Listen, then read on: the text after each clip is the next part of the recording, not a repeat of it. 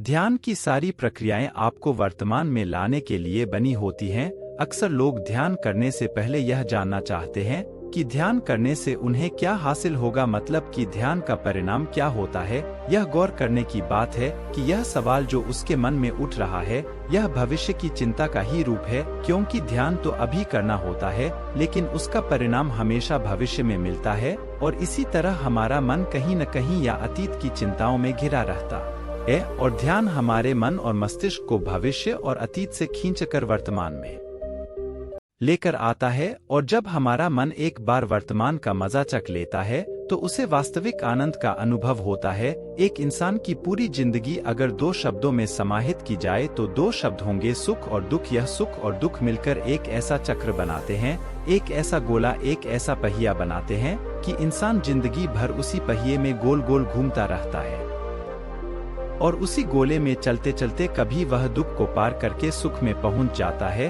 लेकिन उसे उस वक्त यह नहीं पता होता कि यह सुख का गोला भी घूमकर फिर से दुख में लेकर आएगा, और इसी चक्कर में फंसकर आदमी का पूरा जीवन निकल जाता है। लेकिन अगर आप एक बार इस चक्कर को समझ लेते हैं कि सुख और दुख दोनों एक ही गोले को 2 छोर हैं, चाहे हम सुख से शुरुआत करें या फिर दुख से, आखिरकार हम दूसरे कोने पर ही पहुंचेंगे। अगर यह बात हमारा मन स्वीकार कर लेता है तो ही इंसान इस चक्कर से बाहर निकालने के बारे में सोचना शुरू करता है, और इससे बाहर निकलने का एकमात्र तरीका है, क्योंकि सुख और दुख हमेशा अतीत और भविष्य से जुड़े होते हैं, और ज्ञान हमें वर्तमान के आनंद से अभिभूत कर आता है।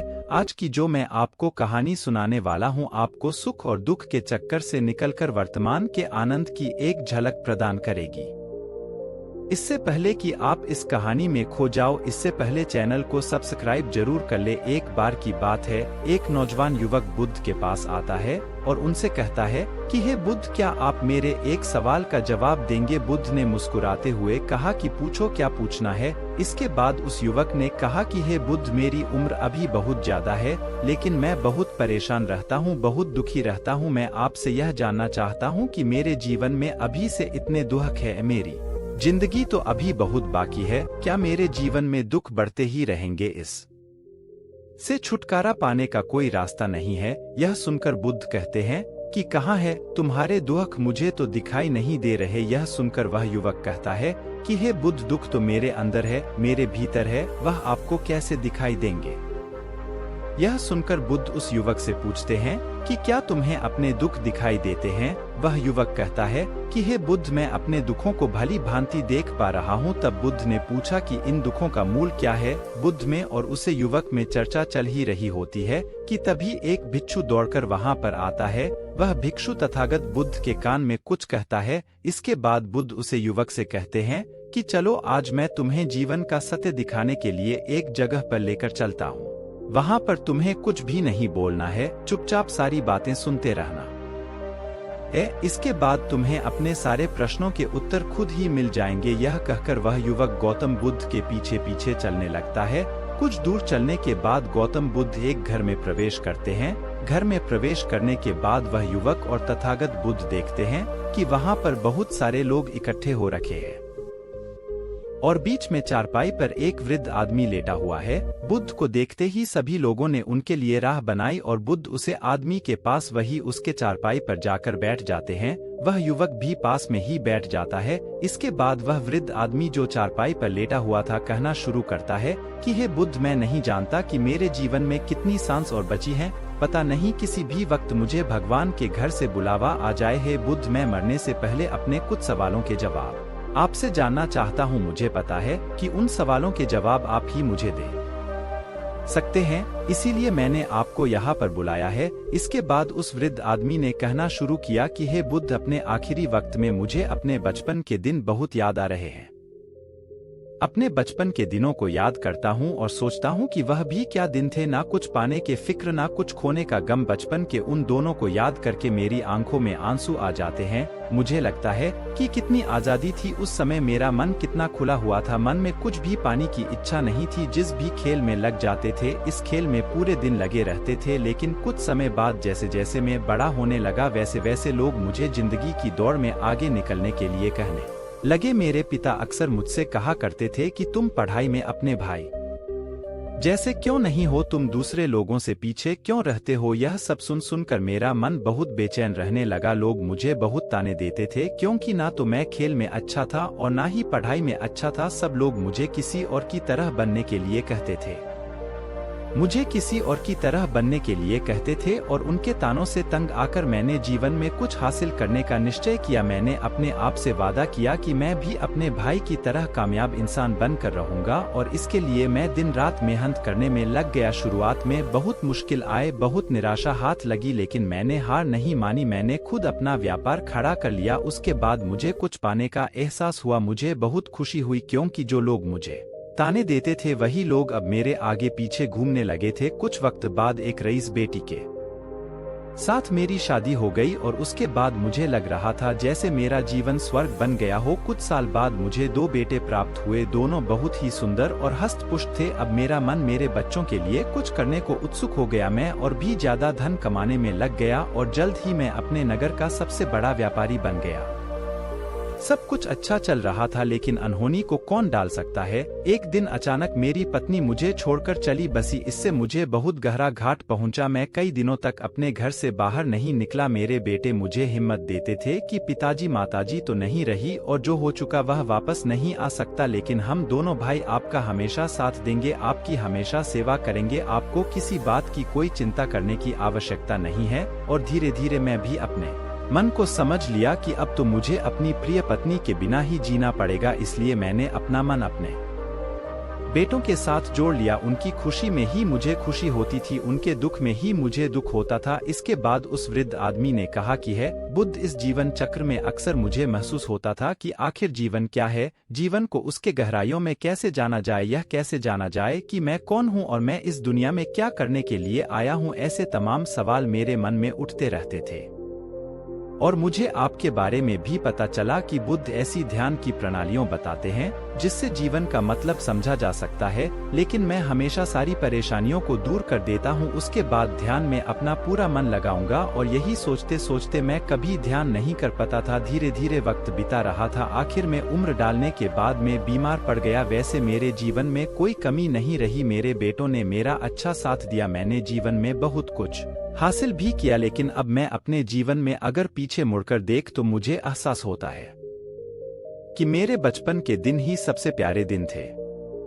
वृद्ध आदमी ने बुद्ध से पूछा, मैं चांद घड़ियों का मेहमान बचा हूँ, यह मैं जानता हूँ, लेकिन क्या आप कुछ ऐसा सूत्र मुझे बता सकते हैं जिससे कि मैं सुकून से मर सकूं, मेरे मन के सारे सवाल जवाब शांत हो जाए और मैं जीवन का असली मतलब समझकर मर सकूं। यह सुनकर बुद्ध ने कहा कि हर इंसान को बचपन के दिन प्रिय क्यों होते हैं, क्योंकि उसे कोई भी चिंता ही नहीं रहती, वह आजाद होता है, उसके मन में कोई लालसा नहीं होती, वह जिस काम में भी लग जाता है उसी में मगन हो जाता है। लेकिन जैसे जैसे इंसान की आयु बढ़ने लगती है वैसे उसकी इच्छाएं, उसकी कामनाएं दिन ब दिन बढ़ती जाती है और इसीलिए अक्सर इंसान भविष्य की तैयारी में लगा रहता है या फिर अतीत के बारे में सोचता रहता है और वह वर्तमान में जीना भूल ही जाता है। और वहीं अगर हम किसी छोटे बच्चों को देखें तो उसके लिए कोई भविष्य या कोई अतीत नहीं होता, उसके लिए बस वर्तमान होता है और इसीलिए वह वर्तमान में पूरा आनंदित होकर रहता है। तुमने अपना पूरा जीवन अपनी कामयाबी हो, अपने बेटे को, अपनी पत्नी और अपने भविष्य की योजनाओं में ही बिता दिया और तुम हमेशा यही सोचते रहे कि पहले हम अपने जीवन को व्यवस्थित कर लेता हूं और उसके बाद सत्य की खोज करूंगा, उसके बाद ध्यान करूंगा। लेकिन हम यह भूल जाते हैं कि कल कभी नहीं आता, भविष्य की योजनाएं कभी पूरी नहीं होती। जब एक योजना पूरी होती है तो हमारा मन दूसरी योजनाएं बना लेता है और इस प्रकार जीवन चक्र चलता रहता है और अब आखिरी समय में जब मृत्यु तुम्हारी सिया पर लेटी हुई है तो तुम्हें एहसास हो रहा है कि मैंने जीवन में कुछ भी हासिल नहीं किया। अब तुम्हें लग रहा है कि जो भी तुमने किया उसमें से तुम एक सुई भी अपने साथ नहीं ले जा सकते। अगर यही बात तुम उस वक्त समझ लेते, मृत्यु कभी निश्चित होकर नहीं आती, वह तो कभी भी आ सकती है। अगर यह बात उसे वक्त तुम्हारा मन समझ लेता तो तुम इस वक्त ध्यान और सत्य की तुम कोई ऐसी चीज खोजने की कोशिश करते जो तुम्हारे साथ जा सके, जो तुम्हें परिपूर्णता से करने का मार्ग दिखा सके। उसे आदमी ने हाथ जोड़कर बुद्ध से कहा कि हे बुद्ध, यह तो मैं जानता हूँ कि मुझसे गलतियाँ हुई है, मैंने अपने जीवन को सार्थक रूप से जिया ही नहीं और इस बात का मुझे बहुत गहरे में एहसास हो चुका है, लेकिन मैं आपसे फिर से वही सूत्र जानना चाहता हूँ कि क्या मैं अभी परिपूर्णता के साथ नहीं मार सकता हूँ, क्या मुझे अभी सत्य की कोई झलक नहीं मिल सकती। यह सुनकर बुद्ध ने उसे आदमी का हाथ सेलाते हुए कहा कि अब तो एक ही सूत्र समझने लायक रह जाता है, और वह सूत्र यह है कि तुमने जीवन में जो कुछ भी पाया या जो कुछ भी खोया वह सब यहीं पर छोड़कर चले जाओ, उसे अपने साथ जोड़कर मत ले जाओ। अपने मन में यह भाव पैदा करो कि तुमने अपने जीवन से बहुत कुछ सीख लिया और वास्तविकता में तुमने अपने जीवन में बहुत प्रगति की है, क्योंकि तुमने यह जान लिया है कि जीवन में कुछ भी सार्थक नहीं है, और यह जानना भी बहुत बड़ी उपलब्धि होती है। लोग जीवन भर जीते जीते मर जाते हैं, लेकिन उन्हें जीवन की निरर्थकता का कोई पता नहीं चलता। इसीलिए अभी अपने मन से सारे सवाल गिरा दो और यह भाव पैदा करो कि जीवन में जो कुछ जानने जैसा था वह मैंने जान लिया है, और अब जीवन में कुछ भी जानने जैसा नहीं बचा है। जब तुम इस दिशा से भर जाओगे तो तुम बिल्कुल खाली होकर मृत्यु को प्राप्त हो जाओगे, और वास्तविकता में यही मारने की कला होती है। हमने जीवन में जो कुछ भी पाया, जो कुछ भी खोया, वह इसी दुनिया का था और वह यहीं पर रह जाएगा, हमारे साथ कुछ भी नहीं जाएगा। हम बिल्कुल खाली जाएंगे, बिल्कुल खाली जाएंगे, हमारे साथ कुछ नहीं जाएगा। जो लोग वास्तव में खाली जाते हैं उनके अंदर ज्ञान का दीप जला जाता है। आगे चलकर दूसरे जन्मों में उसे निर्वाण की स्थिति को प्राप्त कर सकते हैं, लेकिन उससे पहले तुम्हें इस जीवन की निरर्थकता को समझना होगा। यहाँ पर कुछ भी पाना या कुछ भी खोना कोई मायने नहीं रखता। इसके बाद बहुत देर तक उस वृद्ध आदमी ने नहीं कोई सवाल नहीं पूछा और वह मुस्कुराते हुए मृत्यु को प्राप्त हो गया। इसके बाद बुद्ध ने उस नौजवान युवक से पूछा, क्या तुम्हें अपने सवालों के जवाब मिले, और मिले तो तुम्हें क्या जवाब मिले, सभी को बताओ। उस युवक ने कहा कि है बुद्ध, मुझे अपने सवालों के जवाब मिल गए हैं। इस वृद्ध आदमी के जीवन चक्र से मैं समझ गया हूँ कि जीवन में कुछ भी अपने जैसा नहीं होता। सुख हो या दुख हो, सब कुछ ही पीछे रह जाता है, और अगर हम इसी चक्कर में फंसे रह जाएंगे तो हम सत्य को कभी नहीं जान पाएंगे। इसीलिए जीवन में सुख और दुख तो चलते ही रहेंगे, इसके साथ साथ चलते हुए ही हमें सत्य की खोज करनी पड़ेगी। लेकिन बुद्ध, मेरे मन में एक सवाल है। मेरा सवाल है कि मैं ध्यान की यात्रा करने के लिए बहुत प्रेरित हुआ हूँ, लेकिन मुझे कोई मार्ग नहीं पता। ध्यान कैसे किया जाता है कि ध्यान की सभी प्रक्रियाएं तुम्हें होश में लाने के लिए ही बनी है, तुम्हें वर्तमान में लाने के लिए बनी है। अगर तुम किसी भी काम को पूरी देख साथ एकाग्र भाव से अपने आप को पूरा इकट्ठा करके कर सकते हो तो तुम ध्यान में ही होते हो। लेकिन हमारा ध्यान इधर उधर भटकता रहता है।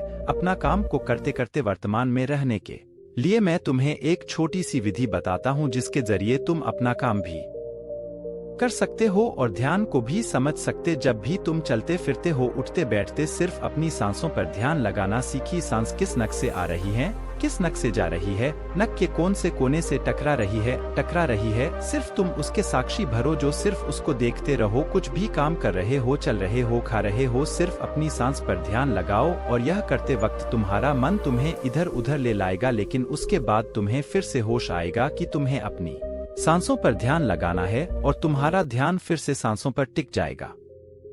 और धीरे धीरे जब तुम अपने विचारों को दिखोगे तो तुम्हें लगेगा तुम्हारे विचार विलीन होने लगे हैं, तुम्हारे अंदर एक खाली मैदान बचा है, सवाल जवाब विलीन हो चुके हैं। इसके बाद बुद्ध ने कहा कि सांसें जो होती है वह वर्तमान में चलती है, नहीं वह भविष्य में चलती है, नहीं अतीत में चलती है, वह वर्तमान होता है, वही वर्तमान स्थिति होती है। और जब तुम अपनी सांसों से जुड़ जाते हो तो तुम वर्तमान में ध्यान लगाना सीख जाते हो, क्योंकि सांस जिन पर तुम ध्यान लगा रहे हो वह वर्तमान में चल रही होती है। इसके बाद धीरे धीरे कदम दर कदम तुम्हें ध्यान का खुद ही एहसास होने लगेगा। फिर तुम जो भी काम करोगे उसमें तुम्हारा पूरा चित्त लगा होगा, इसलिए शुरुआत यही से करो।